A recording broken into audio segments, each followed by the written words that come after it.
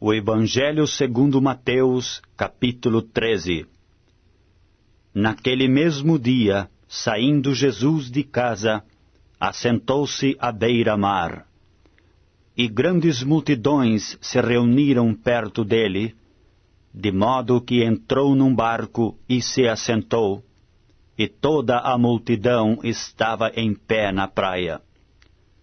E de muitas coisas lhes falou por parábolas, e dizia: Eis que o semeador saiu a semear. E ao semear, uma parte caiu à beira do caminho, e vindo as aves, a comeram. Outra parte caiu em solo rochoso, onde a terra era pouca, e logo nasceu, visto não ser profunda a terra. Saindo, porém, o sol a queimou, e porque não tinha raiz, secou-se. Outra caiu entre os espinhos, e os espinhos cresceram e a sufocaram. Outra, enfim, caiu em boa terra, e deu fruto, a 100, a 60 e a 30 por um. Quem tem ouvidos para ouvir, ouça. Então se aproximaram os discípulos, e lhe perguntaram: Por que lhes falas por parábolas? Ao que respondeu: Porque a vós outros é dado conhecer os mistérios do reino dos céus, mas àqueles não lhes é isso concedido. Pois ao que tem se lhe dará, e terá em abundância, mas ao que não tem, até o que tem lhe será tirado. Por isso lhes falo por parábolas, porque vendo não veem, e ouvindo não ouvem nem entendem. De sorte que neles se cumpre a profecia de Isaías: Ouvireis com os ouvidos, e de nenhum modo entendereis. Vereis com os olhos, e de nenhum modo percebereis. Porque o coração deste povo está endurecido, de mau grado ouviram com os seus ouvidos, e fecharam os seus olhos, para não suceder que vejam com os olhos, ouçam com os ouvidos, entendam com o coração, se convertam e sejam por mim curados. Bem-aventurados, porém, os vossos olhos, porque veem, e os vossos ouvidos, porque ouvem. Pois em verdade vos digo que muitos profetas e justos desejaram ver o que vedes, e não viram, e ouvir o que ouvis, e não ouviram. Atendei vós, pois, a parábola do semeador. A todos os que ouvem a palavra do reino, e não a compreendem, vem o maligno e arrebata o que lhes foi semeado no coração. Este é o que foi semeado à beira do caminho. O que foi semeado em solo rochoso, esse é o que ouve a palavra e a recebe logo com alegria. Mas não tem raiz em si mesmo, sendo antes de pouca duração. Em lhe chegando a angústia ou a perseguição por causa da palavra, logo se escandaliza. O que foi semeado entre os espinhos é o que ouve a palavra, porém os cuidados do mundo e a fascinação das riquezas sufocam a palavra, e fica infrutífera. Mas o que foi semeado em boa terra é o que ouve a palavra e a compreende. Este frutifica e produz a 100, a 60 e a 30 por um. Outra parábola lhes propôs, dizendo: O reino dos céus é semelhante a um homem que semeou boa semente no seu campo. Mas enquanto os homens dormiam, veio o inimigo dele, semeou o joio no meio do trigo e retirou-se. E quando a erva cresceu e produziu fruto, apareceu também o joio. Então, vindo os servos do dono da casa, lhe disseram: Senhor, não semeaste boa semente no teu campo? Donde vem, pois, o joio? Ele, porém, lhes respondeu: Um inimigo fez isso. Mas os servos lhe perguntaram: Queres que vamos e arranquemos o joio?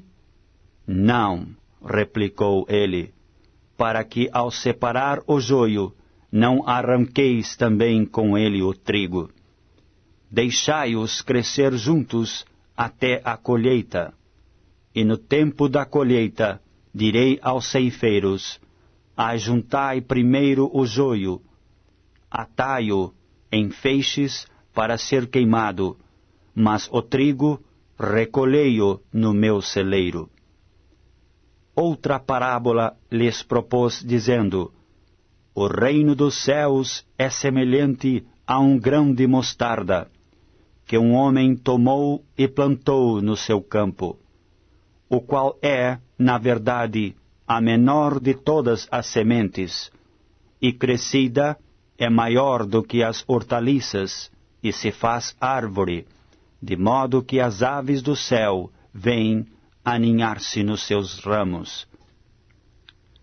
Disse-lhes outra parábola: O reino dos céus é semelhante ao fermento que uma mulher tomou e escondeu em 3 medidas de farinha, até ficar tudo levedado.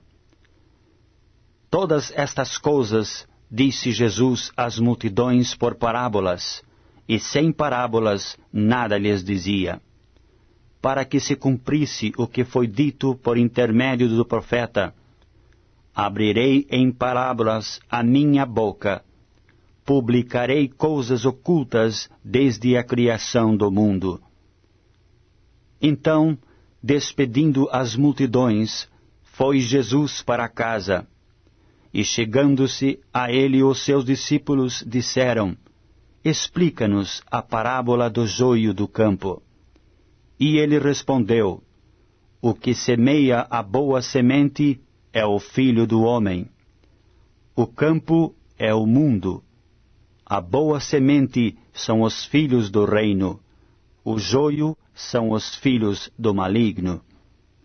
O inimigo que o semeou é o diabo. A ceifa é a consumação do século, e os ceifeiros são anjos. Pois assim como o joio é colhido e lançado ao fogo, assim será na consumação do século. Mandará o Filho do homem os seus anjos, que ajuntarão do seu reino todos os escândalos e os que praticam a iniquidade, e os lançarão na fornalha acesa. Ali haverá choro e ranger de dentes. Então os justos resplandecerão como o sol no reino do seu Pai. Quem tem ouvidos para ouvir, ouça. O reino dos céus é semelhante a um tesouro oculto no campo, o qual certo homem, tendo-o achado, escondeu. E transbordante de alegria, vai, vende tudo o que tem e compra aquele campo. O reino dos céus é também semelhante a um que negocia e procura boas pérolas. E tendo achado uma pérola de grande valor, vendeu tudo o que possuía e a comprou. O reino dos céus é ainda semelhante a uma rede que, lançada ao mar, recolhe peixes de toda espécie. E quando já está cheia, os pescadores arrastam-na para a praia e, assentados, escolhem os bons para os cestos e os ruins deitam fora.